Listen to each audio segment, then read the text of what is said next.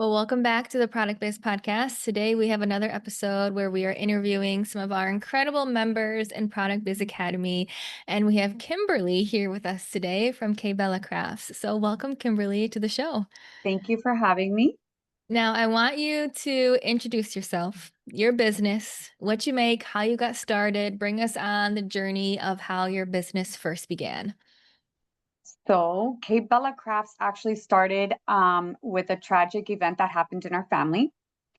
We had a heartbreaking loss with an 18-year-old family friend of ours, Andrea, who her life was taken from us through a violent act. And the only way that we found solace and comfort was through prayer and specifically the rosary. So with my business, when we started, since we found so much comfort in the rosary, that's the first thing that I started making was wood bead rosaries to hand out to people.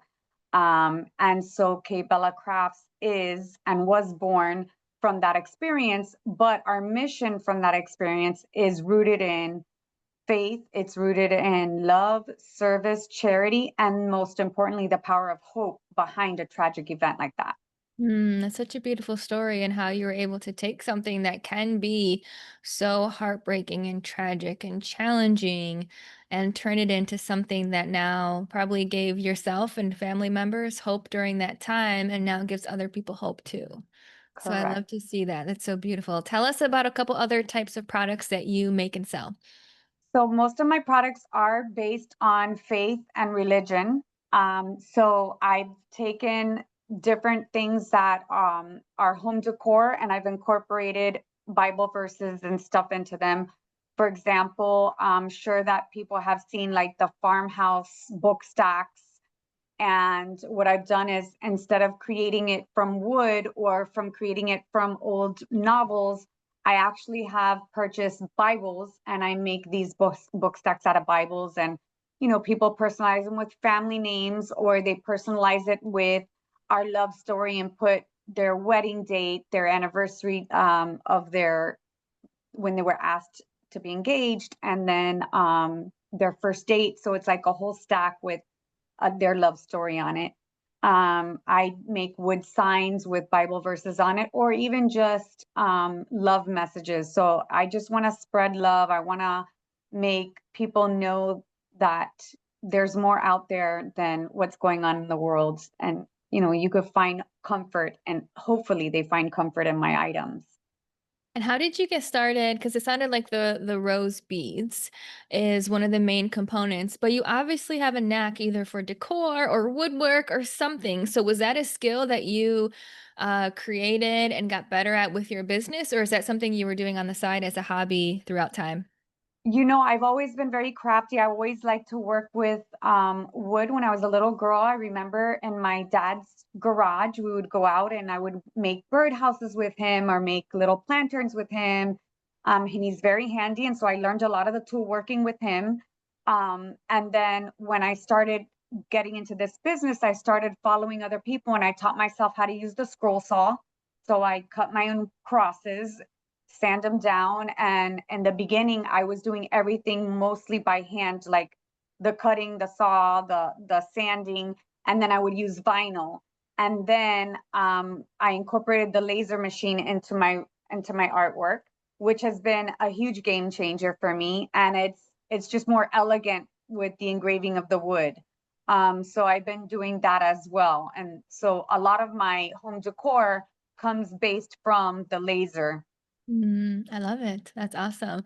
Now take us back to earlier this year or even last year, before you joined PBA. What was your business like? Where were you getting sales from? What were you primarily focusing on? So most of my business came from Instagram and it was mostly local Miami business. I spread the word through pop-ups. I would go to different marketplaces and just doing ads on Instagram, but just locally Miami crowd. So all my sales were done through Instagram DM. So it's, hey, I'm really interested in, and that would be rosary. Can I personalize it? Yes. What would you like on it? And it was constant back and forth, which actually became time consuming as my business grew. So I needed to find a better system, more organized, how to keep my inventory, um, you know, taking orders and talking. I love talking to customers, but spending the time doing that took away from my hands-on time that I needed to create my items. So, but everything was done locally in Miami. Were you participating in a lot of pop-ups? Like how often were you going to them or participating? I did during the seasons. I would probably say from October to December, right before Christmas, I probably did 6 or 7 pop-ups through that Mhm. time, and then maybe 1 or 2 throughout the year. Yeah. And would you see your sales decline outside of pop-ups, or were you still having your local community on social media? What did that look like? Kind of mixture of both depending on the season. I would see through my off season, my sales did decline. And then I would have to, constantly on Instagram and hoping that somebody would see something they liked. And, every now and then I would get sales like that. But there was definitely a decline when I wasn't participating in the pop-up shops. Mhm. And at that point in time, you were very much focusing on local Miami area. Did you want to be selling across the country, or was your mentality, let me master this first, or what were your desires back then? No, back then I thought it was kind of like a sink or swim. Like I just needed to go. I needed to figure out how do I make this motor run. And I that's why I thought, okay, if I can make it work here in Miami, then I can branch out. So I wanted to make sure that I could sustain this in Miami and do my thing, and to make sure that my product is something that people want, because there's a lot of times that people are like, oh, well, I'm trying really hard, but I'm not making sales. I'm like, yeah, but are you making something that's wanted, or is it tangible for somebody? Is it And so that I wanted to make sure, confirm with buyers, do people really like what I'm making? Mhm. And you got that confirmation, which is I did. fantastic. I did. Now, tell me back then, where you were also on Etsy at that point in time. And how were I things was on going? I was on Etsy, and for 5 years I only made 35 sales on Etsy. So I was Mhm. like, I give up on Etsy. It's a saturated market. It's not working for me. I'm sticking to Instagram. Instagram's working for me. And I tried TikTok. It's just hard. It's hard being a creator with your items on social media and creating your items and, keeping up with that.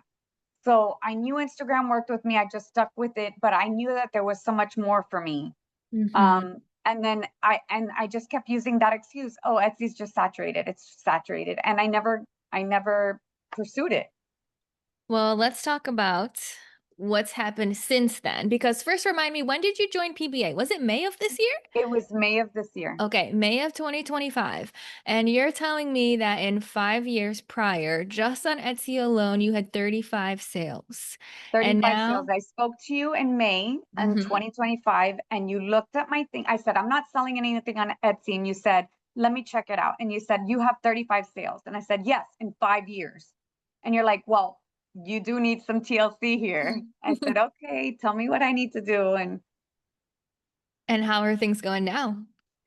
so I would say that um, from May of this year to September, I've made 135 sales on Etsy That is throughout the country. incredible. I've made 19 different states, which that's what my goal was, to get outside of Miami. So I'm in 19 states right now, and I made a sale in the UK No 2 weeks way. ago. So I had to learn about global shipping, which was super interesting. Oh my gosh, that is incredible. Because look at that, 35 sales in 5 years to 135 sales in a matter of May, June, July, August, September. We're not even through October, so 5 months. 5 months. That is insane. Yes. Now tell me what shifted. First, I want to know, you mentioned that you had the mentality that Etsy is saturated. So how did you get over that? What shifted for you? Actually, it was after our first I what's that first call? Like it's Kickoff call? the kickoff call. So after the kickoff call, I don't know, I was just excited. I was like, there's just got to be more out there. You were giving some information about Etsy and fishing us in. And I said, I just have to know more, because if my goal is to get out there and to get out of Miami and to sell throughout the country, I need to figure this out. And you made a comment and you said there's, correct me if I'm wrong, I want to say you said 8 million people on Etsy that I That's have a access lot. to, Mhm. and I'm rejecting them by not, trying, at least try. And so I went ahead and I signed up for the PBA Platinum. I went big or went home. I'm like, I'm going big or I'm going home. Like, there has to be more to this. There has to be a way for this to work. So I signed up for the PBA Platinum, and my first goal was to work on my Etsy shop. Mm. So I gave a whole makeover to my Etsy shop. Pictures of all my products. I played with my light box. I have a light box, and I played with the setup that I wanted, and I wanted to stay consistent with my look so that when people saw my product, they said, oh, that's KBella Crafts. So I didn't want it to look different, and I didn't want just a plain white background like everybody else does. So I was very particular, and I was able to incorporate a sunflower style to it, just like my logo. And so I stuck to it. And with my whole makeover of Etsy, all my new pictures, I also chose rebranding with the platinum, which was huge. I never really thought of branding. I thought I was branded. I thought, oh, I bought a logo on Etsy myself, and I thought that was branding. I had no packaging. I was shipping in mailers when I did ship, like in mailing envelopes, and call it a day. So I really learned through that module, the packaging, the rebranding, the importance of it, the experience of opening the package. So implementing all of those things, and I feel like that's been the biggest game changer. And you also talk about showing up when things are slow. I have to be a CEO regardless when things are slow. I can't just say, oh, it's off season, and take my foot off the gas. Mhm. Oh my gosh, there's so many nuggets of wisdom in there that I want to dive into. The first one I want to dive into, let's talk a little bit more about the CEO mentality and what that really means to you. So, as soon as you joined PBA, like how did you show up differently? How did you view your business differently? How did you take it more seriously? Did you get more confidence? What really shifted for you internally over the last just 6 months?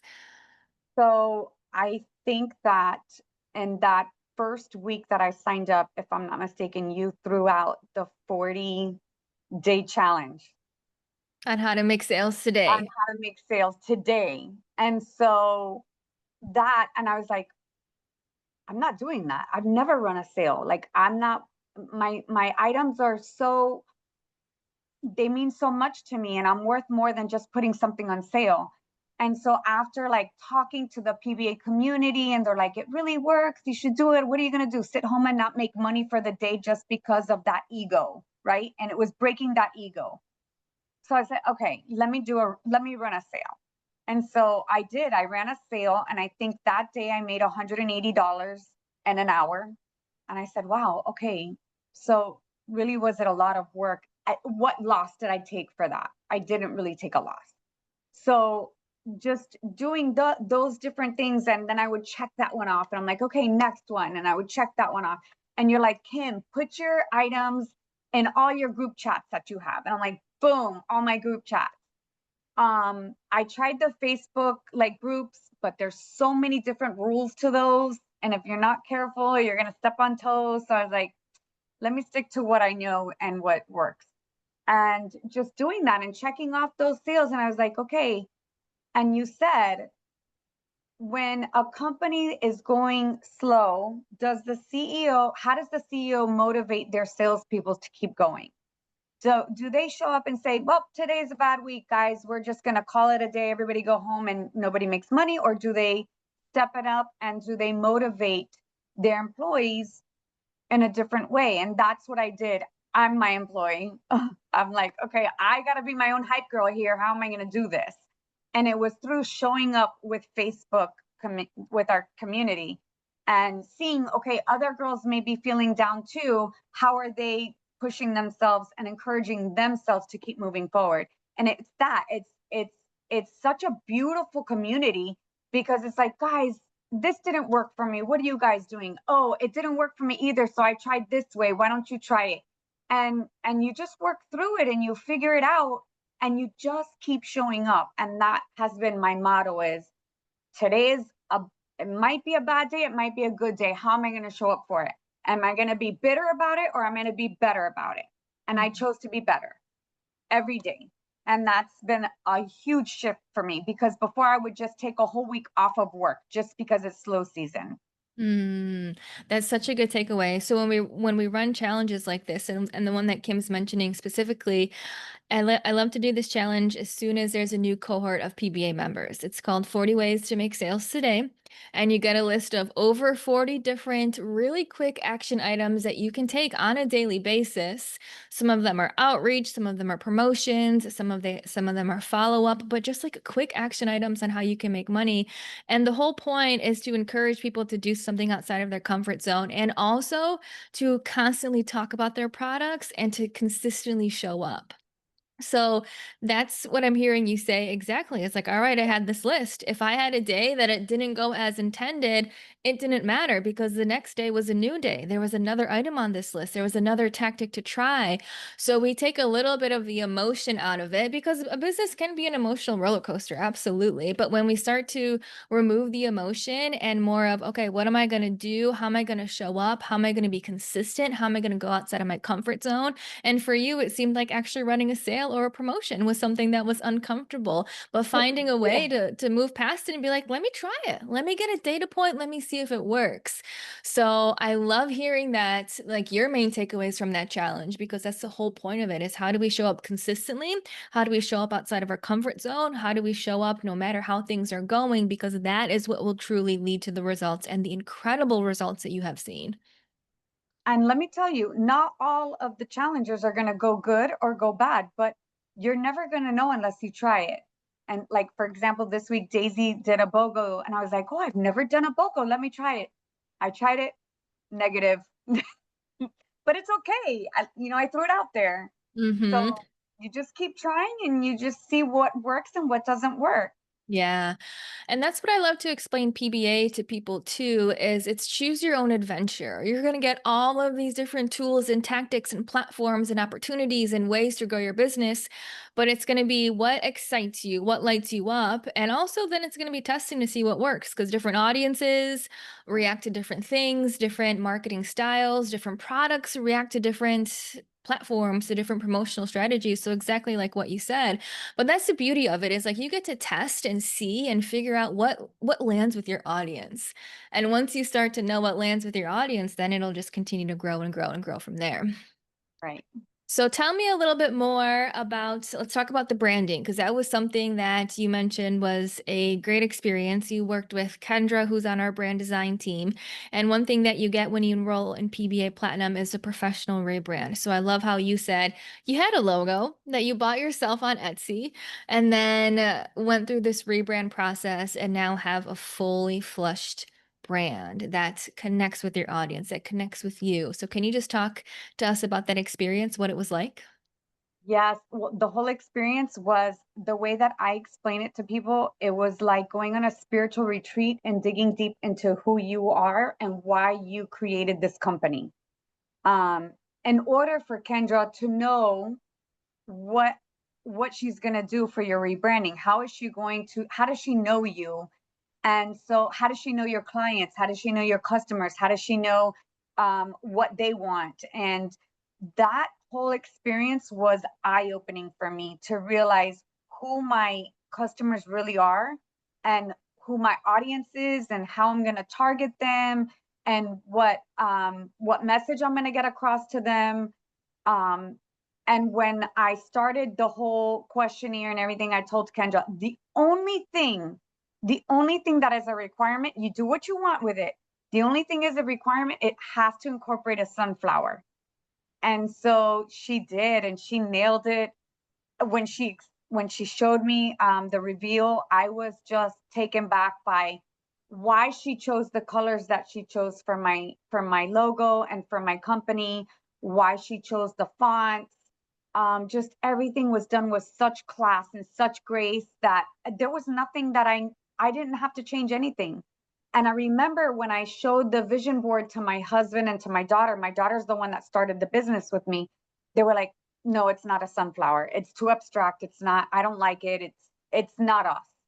And I'm like, "Give it a chance, guys. It's really pretty. It looks really nice." And they were just so attached to the original logo.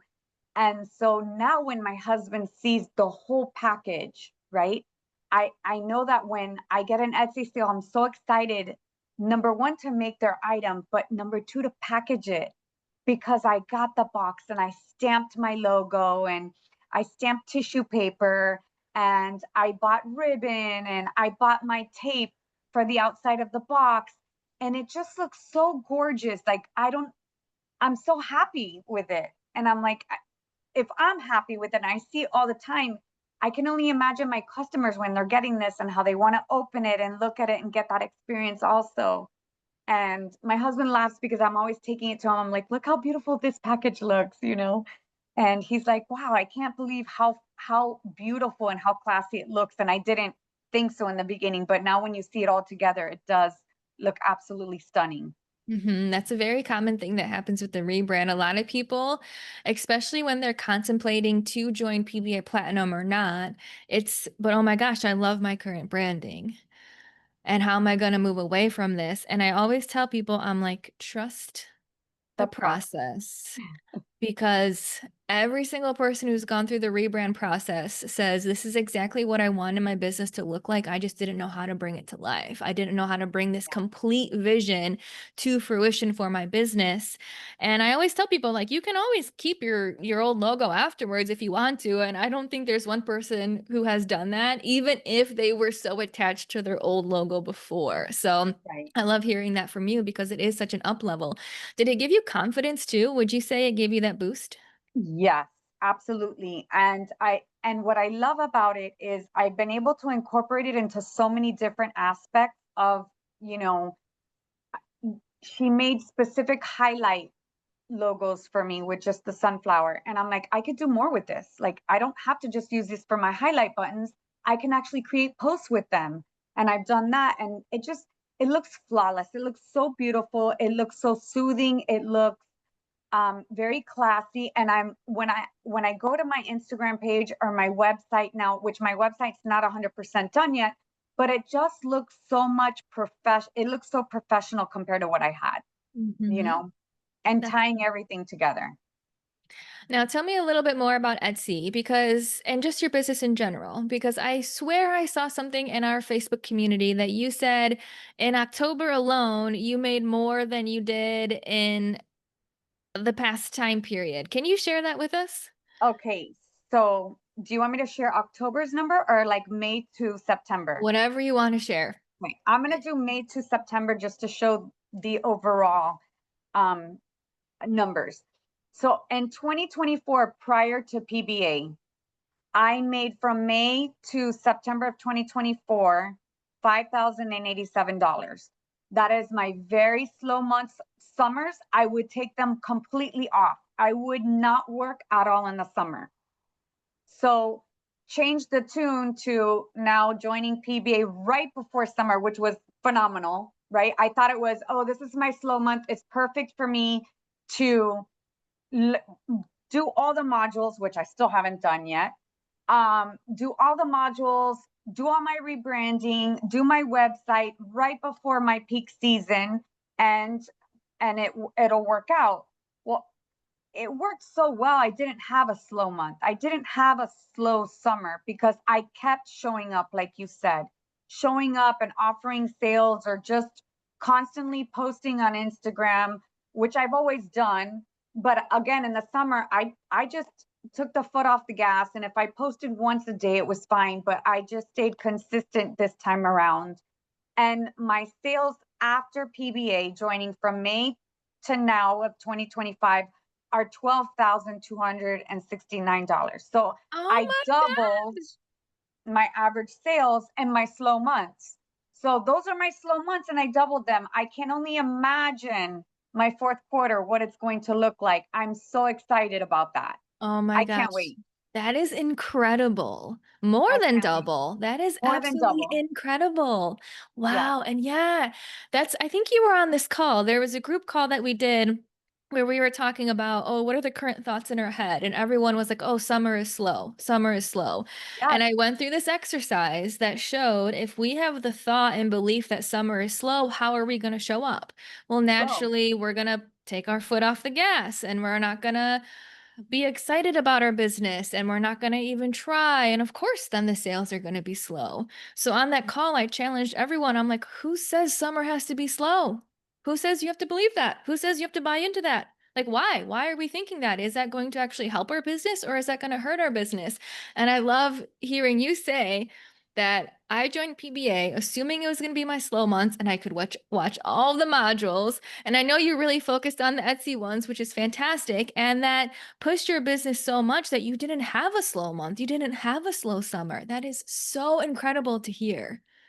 And it was that call that taught me that, because I'm like, oh my God, she's right. Like, I'm the one that's creating the slow time. It's me. It's not, my customers are still buying things. They're buying somewhere else. So I have to show up for them. And so I did that. And then I remember in one of the calls too, you're like, Kim, it's going to be about, you're going to have to do 90 days of Etsy. I'm like, it's not going to take me 90 days. It's slow. I'm going to do it in 30. No, it took me 90 days. So I had to trust the process and I had to slow it down and I had to realize it's not going to get all done in one day, because I still needed to, budget my time between that and my work. And this is my full-time job. I'm a retired teacher. I'm a flexible mom running around between high school and volleyball practice. So, some people, I think somebody asked, when do you guys listen to the modules? And I said, in the parking lot at practice for an hour and a half, or inside the gym, take my earbuds, and I'm taking notes, and you have to make the time. And if you don't make it a priority, you're never going to get it done. Mhm. Um, and so that's also the big thing. And I know a lot of people are like, yeah, but I want to join, but I don't have the time to watch the modules. Well, you don't have the time to go to the gym either if you don't make it, so you gotta make it your priority that this is what you want to do and go with it. Yeah, and that's the other thing that I mentioned too on this topic is when people say they don't have the time, I'm like, it's going to take you a lot more time to figure it out yourself, to read blog posts, to listen to podcasts, to read books, to look on Google, to ask ChatGPT, to figure out what's right, to figure out what's wrong, to trial and error. Like, that's still taking time. And you can condense that time in half, if not more than that, by just getting a plan and executing it completely, which is what you did with your Etsy shop. And you're seeing this growth and you're more than doubling your sales, which is the fun part of getting a little bit of a shortcut. And and the community within itself, right? I remember this week, I believe this question came up that one of our girls was saying that she's having a hard time with offering the free shipping on Etsy, right? So I did too. And that's why my Etsy, hence my 35 sales in 5 years. I never ran ads. I just didn't do the things that I thought were necessary. And, the main thing was, how am I going to stand out against my competitors? Yes, it could be saturated, but how I'm going to make my shop more attractive and my purchase more attractive to that consumer and to that buyer than my next door neighbor. And that's what your goal is for us. That's what you teach us. What are those tips and those hacks? And you walk us through it. And not only do you walk us through it, you offer templates. We can use them or we can create our own. But I love Canva. I use Canva all the time for my own work. So it was just, why recreate the wheel? And why sit and search on Google for things that is going to take double the time of just listening to a podcast or listening to a module? Yeah, absolutely. And you're proof of that, which is Yes, so fun to see. yes. Okay, well, answer this question for me because another big part of PBA is there's, like we talked about earlier, a lot of different modules, a lot of different platforms, and I recommend people to really focus in on one for at least 90 days because there's going to be some trial and error that's still involved with what you learn, but there's also just going to be the time that it takes for those things to really get the attention they deserve. So you really focused in on Etsy, you focused in on social media. I want to hear from you like what's next for you? What are you excited about for Q4? What are you excited about for 2026? What's happening? So I did start tapping into the wholesale. Mhm. I tapped into the wholesale. I created my wholesale sheet with the template that you provided. And I started that. I started sending emails. I thought, my mom also works with me. She's very limited with her hands right now. So I'm like, perfect. The emailing thing for her, I can have her in charge of that. We have not been successful in it, but I feel like I haven't been able to um, really focus on that yet. So my goal is in the next upcoming year is to really focus on that, like I did Etsy. Yeah. And then move forward with possibly getting my items into stores. I did have a store rental that I did earlier in the year. It didn't work out because of maintenance issues. My product was getting ruined. I had mold on my wood. My wood was warping. So we decided not to re-sign the lease with them because of that. So I am looking to possibly getting another store rental, maybe in January. I'm going to look into that. But my focus now is just really pushing the online, getting my website better, traffic to my website as well. Um, those are my goals right now to continue growing throughout the United States, not just locally. Yeah, and more international And too. more and yes, Yes, yes. I love it. Well, the Um, wholesale. Oh yeah, go ahead. that my for example, I was telling you last year I did, I believe, 8 to 10 pop-ups. This year I'm two. You will see Mm, me at two events this year, and that's it. how good does that feel? Yeah. I'm hoping I won't regret that, but You won't, I trust don't think me. I will because based on my numbers, I don't think I'm going to regret it. So No, not at all. Plus the peace that you're gonna have, more family time, like you will not regret that. I don't think there's one person in PBA. That's another hard thing. right. Reducing the markets, saying no to the markets. That's a hard, really hard thing for a lot of people when they first join PBA. But that's another thing where I don't know of one person who's ever regretted reducing the number of markets that they've done. Yeah, and I'm not gonna lie, I'm kind of having like FOMO because when you're there, you do enjoy it with your vendor friends that you create, right? But I just keep in touch with them through social media. Hey, how you going? How you doing? And you say like what's working for you, what's not. So I keep, conversation through Instagram with them. But I said if I'll never know unless I try it. And so there's two events that I know are for sure, like hands down, they're gonna make me in the first hour, I'll make a whole month's worth of salary, and it's of course worth it. But there's some that you're barely scratching the surface and getting your money back that you put into it. And the time, not to say that you put into it prior and the setup. And so I just said it's not really worth it to continue that route and to more push my Etsy, get, maybe run some more ads on Etsy or pushing items through there. To me, that I think is going to be worth it, especially because a lot of my items are personalized. I can't personalize on the spot at a market. So I got to take Mhm. their order, come home, and then do it. So it's Yeah, kind of double the absolutely. work doing that sometimes. Yeah, and that's a smart CEO decision, like we talked about earlier, of Correct. sometimes we have to make some trade-offs, but that's putting the CEO hat on and saying, okay, what's going to be better for my business, the longevity of my business? Where can I focus? Where can I free up my time? And I love how you mentioned wholesale too. So I love thinking of that being a major project for you in 2026, like early Yes. 2026.